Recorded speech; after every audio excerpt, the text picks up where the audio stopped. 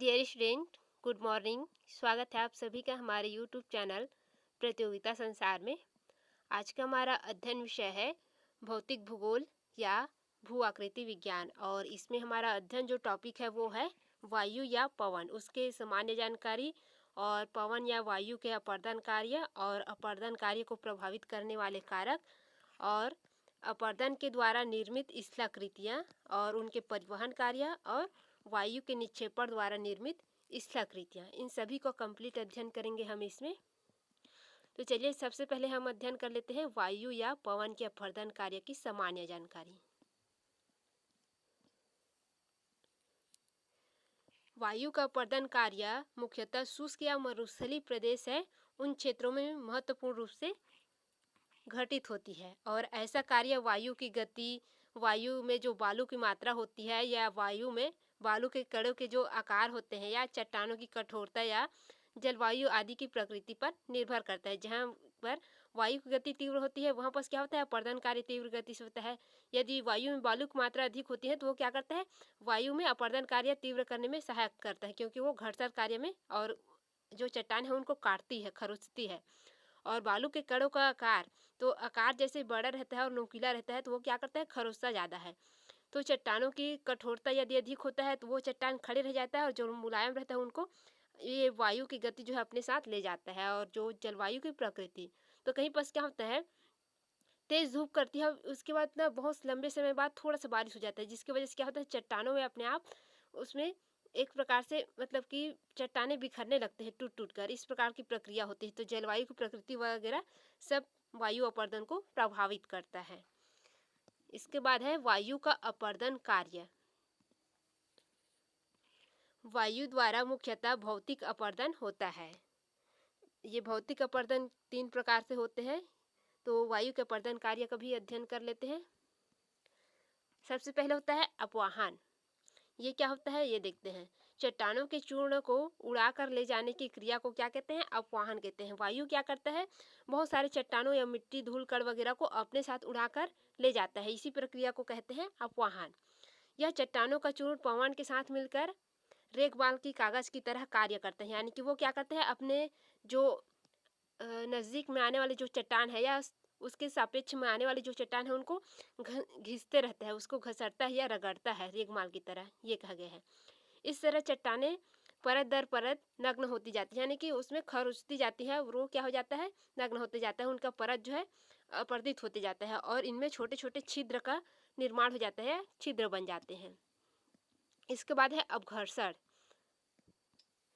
ये होता है अपघर्षण। तो रेत के जो कण होते हैं वो क्या करते हैं, पवन की चट्टानों को रगड़ रगड़ करके घिसने की क्रिया को अपघर्षण कहते हैं।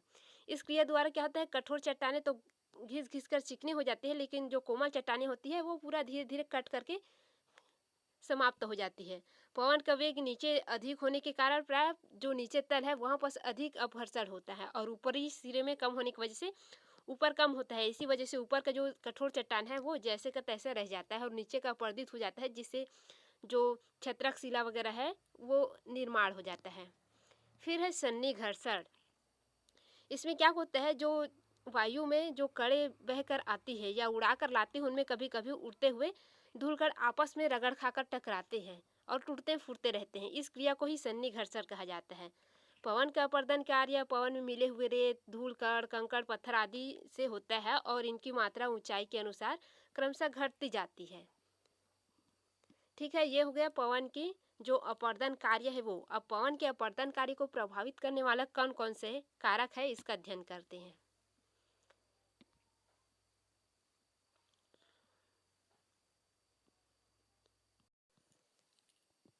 इसमें है पवन की गति। तो पवन की गति का संबंध पवन के अपर्दन से है। तीव्र गति वाला या तीव्र वेग वाली जो पवन होते हैं वो अपने साथ अधिक मात्रा में कंकड़, पत्थर, रेत आदि उड़ा करके लाता है, और जिसके कारण अपर्दन कार्य क्या होता है, तीव्र हो जाता है। फिर है धूल कणों का आकार। धूल कणों का आकार, मात्रा और ऊंचाई पवन के साथ उड़ने वाले धूल कण, उनकी मात्रा आदि अपर्दन कार्य को प्रभावित करता है। सामान्यतः ये क्या करते हैं, जो बड़े धूल कण होते हैं वो धरातल के निकट होते हैं, और जो हल्की होती है वो धरातल के ऊपरी सिरे में होते हैं। और कुछ ऊंचाई पर रहते हैं। इनकी मात्रा कम या ज़्यादा होने से इसका प्रभाव अपरदन कार्य पर पड़ता है। यदि ये इनकी मात्रा कम होती है तो अपरदन कार्य कम होता है, और इनकी मात्रा अधिक होती है तो अपरदन कार्य भी अधिक होता है। फिर है चट्टानों की संरचना या बनावट। तो चट्टानों की संरचना या बनावट में भी अपरदन कार्य जो है प्रभावित होता है। कठोर चट्टानी की अपेक्षा कोमल जो चट्टान है वो शीघ्र गति से और अति तीव्र गति से वो क्या होता है, घिसता है और कटता है। और जो कठोर चट्टान है वो जैसे कि तैसा बना रहता है, केवल उसमें चिकनापन आता है। ये है। फिर है जलवायु। तो जलवायु अपरदन कार्य को कैसे प्रभावित करता है? वायु द्वारा। इसमें शुष्क मरुस्थलीय प्रदेश की जो जलवायु है वो पवन अपरदन के लिए उपयुक्त होती है। इनके अतिरिक्त जलवायु से चट्टानों में रासायनिक अपक्षय भी होता है। जैसे कि हम पहले आपको बताएं कि इसमें क्या होता है, जो मरुस्थलीय प्रदेश है वहाँ बस हमेशा धूप पड़ता है, तीव्र गर्मी पड़ता है, और कभी कभी क्या हो जाता है, बारिश हो जाता है। हल्का फुल्का बारिश होने से क्या हो जाता है, चट्टानें जो है भंगुर हो जाती है और छोटे छोटे टुकड़े में बट करके फैलने लग जाती है, बिखर जाती है। जिससे क्या होता है, रासायनिक यानी कि पानी के कण जब नीचे जाता है तो वो शीशे की तरफ फट करके इधर उधर बिखरता है। इसको कहते हैं जलवायु द्वारा अपक्षय होना। ये हो गया अपरदन कार्य।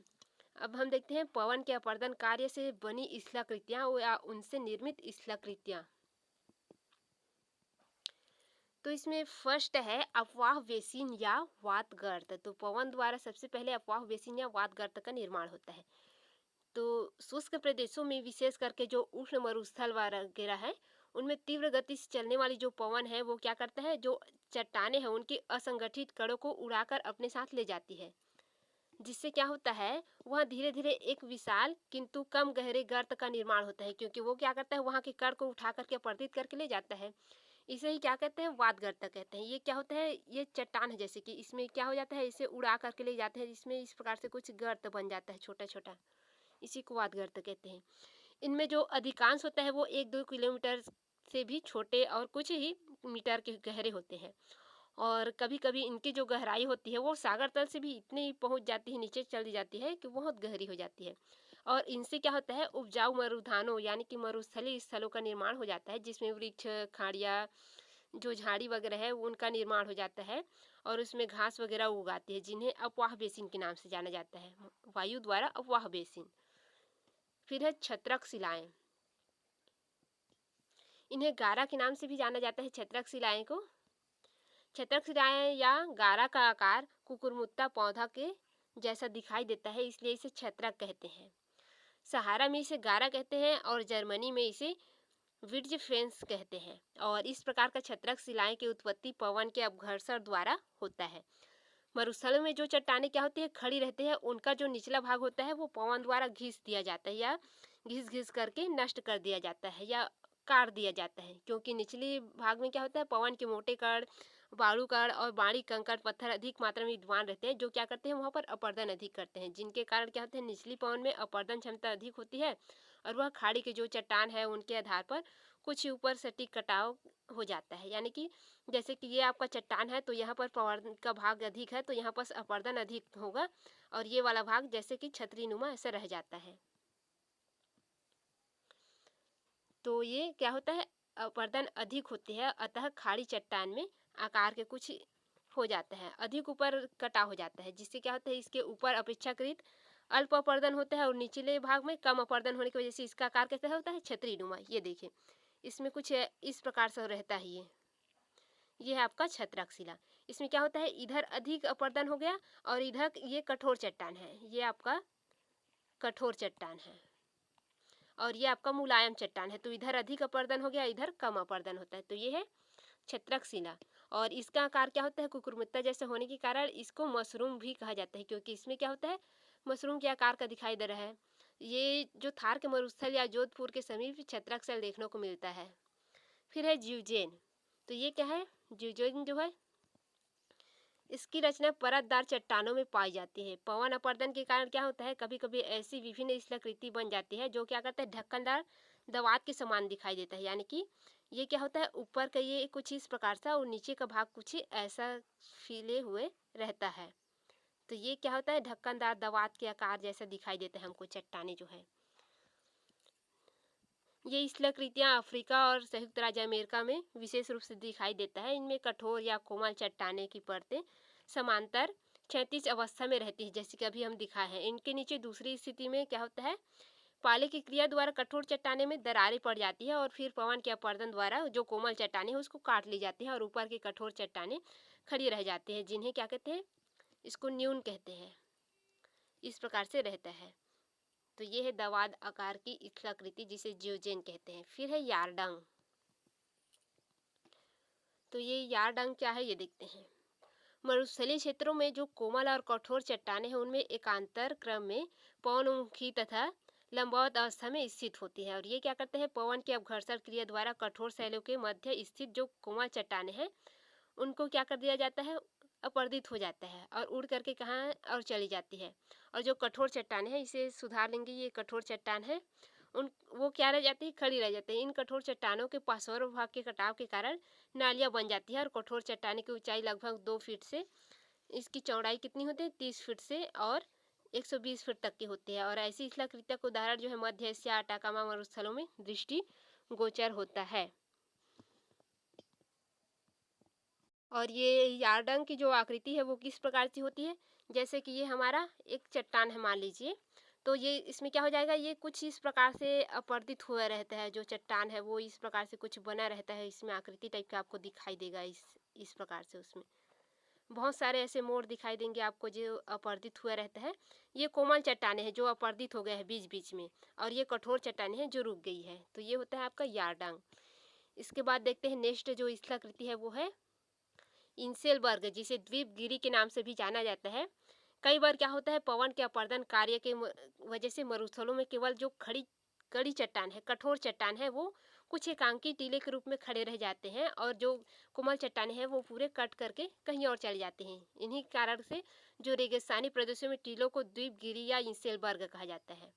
ये क्या होता है, दूर से ये टीले रेत के विस्तृत सागर में द्वीप या द्वीप सा प्रतीत होता है, इसलिए इसे द्वीपगिरी कहते हैं। और अफ्रीका के जो कालाहारी मरुस्थल है, अरब का जो मरुस्थल है, इनमें ये जो इंसेलबर्ग है या द्वीपगिरी है ये पाए जाते हैं और इनका जो आकार है ये गुम्बदाकार में ये पाए जाते हैं। जो इंसेलबर्ग है यानी कि ये आपका चट्टान है, इसमें क्या रहेगा, ये कठोर चट्टान है और मुलायम चट्टान यहाँ से काट लिए गए हैं। ये पूरा चट्टान था पहले, लेकिन ये पूरा काट लिए गए हैं, अपरदित कर दिए गए हैं। ये कठोर चट्टान बस रह गए, इनको जो रह गए कठोर चट्टान, इनको ही इंसेलबर्ग कहा जाता है।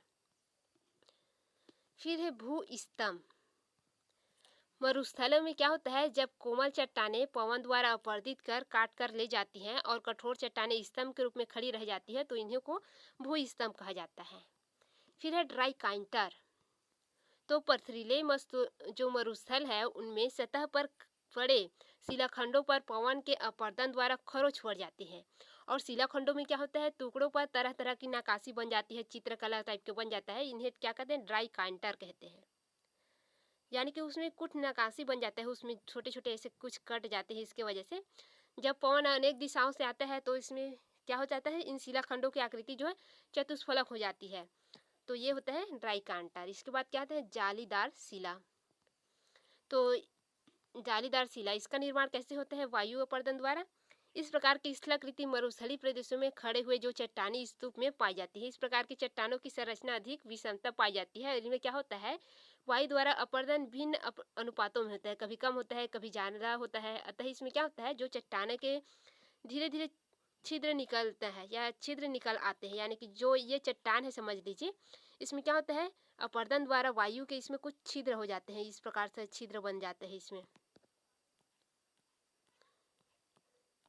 ऐसे इसमें कुछ छिद्र बनते जाता है, तो इन्हीं को क्या कहते हैं, जालीयुक्त दिखाई देने लगता है। ये दूर से जालीयुक्त दिखाई देगा, इसी वजह से आपके जालीदार शिला के नाम से जाने जाते हैं। तो ये हो गया अपरदन द्वारा निर्मित स्थलाकृतियाँ। अब हम देखते हैं पवन का परिवहन कार्य, इसके बाद निक्षेपण द्वारा निर्मित स्थलाकृतियाँ का अध्ययन करेंगे। पवन का परिवहन कार्य ये कैसे होता है, अपरदन के बाद परिवहन का कार्य होता है। जैसे कि चट्टान वगैरह को तोड़ने फोड़ने के बाद वो क्या करता है, अपरदन उसको प्रवाहित करता है, इसके बाद उसका परिवहन कार्य होता है। इसमें पवन द्वारा अपरदन कार्य के बाद परिवहन और निक्षेपण का कार्य होता है। पवन की दिशा निश्चित न होने के कारण ये क्या करता है, परिवहन का कार्य किसी भी दिशा में हो सकता है और यह कार्य एक बड़े क्षेत्र में बहुत ही दूरी तक के होता है। जैसे कि मरुस्थल में बलुका स्तूप एक स्थान से उठा करके मीलों दूर अन्य जो पवन की दिशा है उस ओर ले जा करके छोड़ देती है। जैसे कि सहारा मरुस्थल को रेत या बालू का भूमध्य सागर को पार करके दक्षिणी पश्चिमी जो यूरोपीय मरुस्थल है वहाँ पर पहुँच जाता है। इस प्रकार से ये हो गया उनका परिवहन कार्य। अब हम देखते हैं वायु के निक्षेपण कार्य से निर्मित स्थल रूप।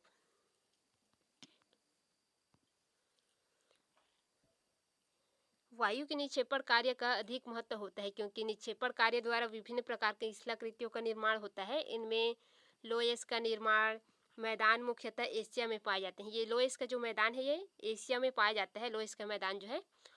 और इसमें क्या होता है, एशिया में पाए जाने वाले लोयस मिट्टी का क्षेत्र कृषि के लिए बहुत ही महत्वपूर्ण, ये उपजाऊ भी होता है। लोयस जो मिट्टी होता है ये क्योंकि बहुत ही बारीक होता है और उपजाऊ होती है मिट्टी। और ये क्या होता है, ये मिट्टी में आपस में चिपकने की क्षमता होती है। इस प्रकार से बनने वाले मरुस्थल को निम्न प्रकार से यानी कि वायु निक्षेपण से निर्मित जो स्थलाकृति है वो इस प्रकार से है। फर्स्ट क्या है, लोयस है। ये लोयस है, ये कहाँ पर है, आपके मध्य जो एशिया है वहाँ पर है। ये देखिए चीन की जो हांगहो घाटी नदी घाटी क्षेत्र है वहाँ क्या होता है, पवन द्वारा उड़ाकर लाई गई जो गोबी के मरुस्थल की धूल सैकड़ों मीटर तक परत जम गया है। ये गोबी के मरुस्थल का जो धूल चीन के हांगहो क्षेत्र में लाकर जो छोड़ दिया है वायु द्वारा, उसे हांगहो नदी घाटी का निर्माण हुआ है वहाँ पर। उसमें क्या होता है, एकदम बारीक धूल कण है जिसे लोयस कहा जाता है और इन धूल कणों में आपस में चिपकने की क्षमता होती है। और यह लोयस मिट्टी जो है अत्यंत कोमल होती है, इस कारण नदियाँ इसे और गहरी करती जाती है, यानी कि नदी का घाटी का निर्माण इसमें होता है। जैसे कि हांगहो नदी का घाटी का निर्माण इसमें हुआ है। और घाटियों के दोनों किनारे लोयस की दीवारें खड़ी रह जाती है और चीन में उत्तरी भाग में लोयस की मिट्टी से बने मैदानों को सैकड़ों किलोमीटर के विस्तार में देखा जा सकता है, जिसकी वजह से वहाँ पर ये प्रसिद्ध है खाद्यान्न उत्पादन के लिए। चूँकि यह मिट्टी पीले रंग की होती है इसलिए इसे पीली मिट्टी, इन मैदानों को क्या कहते हैं, पीली मिट्टी के मैदान भी कहते हैं वहाँ पर चीन में। तो ये है लोयस मिट्टी, ये प्रमुख रूप से एशिया में पाया जाता है। फिर है बलुका स्तूप।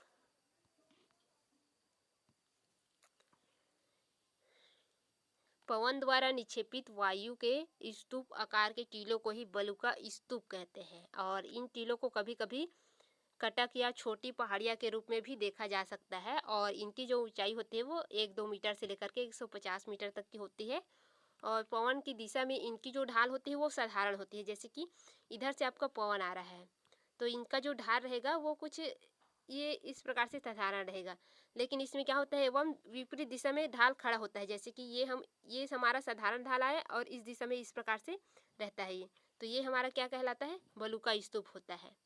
इसका जो विस्तार है वो 1 से 2 किलोमीटर तक देखा जा सकता है। और ये बलुका स्तूप खिसकते भी रहते हैं, ये पीछे की ओर निरंतर ये क्या होते रहते हैं, प्रवाहित होते रहते हैं, ये बढ़ते रहते हैं इस प्रकार से। यह खिसकान पवन की दिशा के अनुरूप होता है। जैसे कि पवन इधर से आ रहा है तो वो इधर बढ़ेगा। पवन भूमि की जो ढाल की बालू को पवन अपने साथ उड़ा कर ले जाता है। ये सामने के बालू को उड़ा कर ले जाता है और पीछे इसके ऊपर डालते जाता है ये।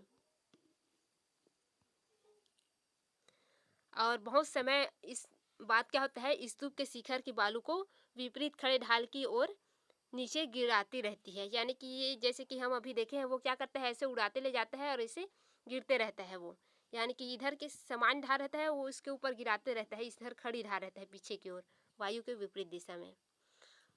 इस प्रकार पवन की दिशा के अनुरूप साधारण ढाल वाली स्तूप और उसके आगे पहुंचती रहती है। अग्रभाग में क्या रहता है, एक नवीन बालू का निर्माण होता है या विकास होता है और पिछले भाग में वो क्या रहता है, कठोर रहता है, प्राचीन होते जाता है। फिर है बलुका स्तूप के कुछ प्रकार है, बरखान वगैरह है, सीफ वगैरह है, तो वो भी देखते हैं। ये भी क्या है, वायु के निक्षेपण से निर्मित स्थलाकृतियाँ हैं जो कि बलुका स्तूप के अंदर आते हैं। फर्स्ट क्या है, बरखान। तो ये बरखान क्या है, इसका अध्ययन करते हैं। बरखान इस प्रकार के बलुका स्तूप का अग्रभाग अर्धचंद्राकार होता है। ये कुछ इस प्रकार से रहता है बरखान जो है। रुकिए इसको थोड़ा से,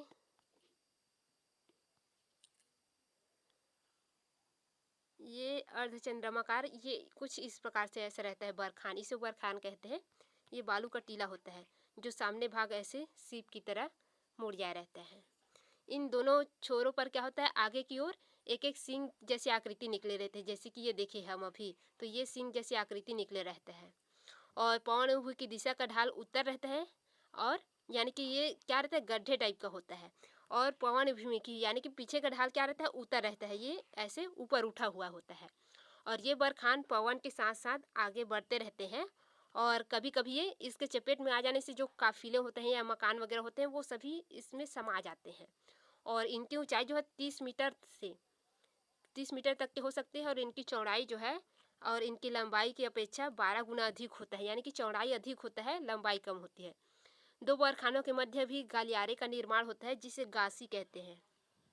ये एक बरखान हो गया और एक बरखान यहाँ पास हो गया, तो इसके बीच के जो रास्ता है इसको गासी के नाम से जाना जाता है। और इनका उपयोग जो है काफिला या जो कारवा मार्ग होता है उसके रूप में किए जाते हैं, यानी कि कुछ काफिले यहाँ पास निर्माण होते हैं, झोपड़ियाँ, तो उन उन लोगों के लिए ये रास्ते का कार्य करता है। तो ये है बरखान। इसके बाद क्या होता है, सीफ।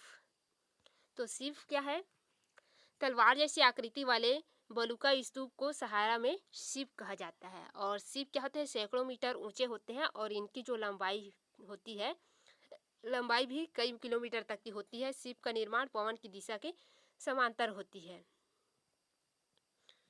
ये तलवार की आकृति जैसी कुछ हो जाती है, ये कहा गया है। जो अभी हम देखे हैं, अभी हम इस प्रकार से देखे हैं, वो कुछ इस प्रकार से ये क्या हो जाता है, ये ऐसे हो जाता है, तलवार की आकृति टाइप का, इसको कहते हैं सीफ। फिर है अनुदैर्ध्य स्तूप।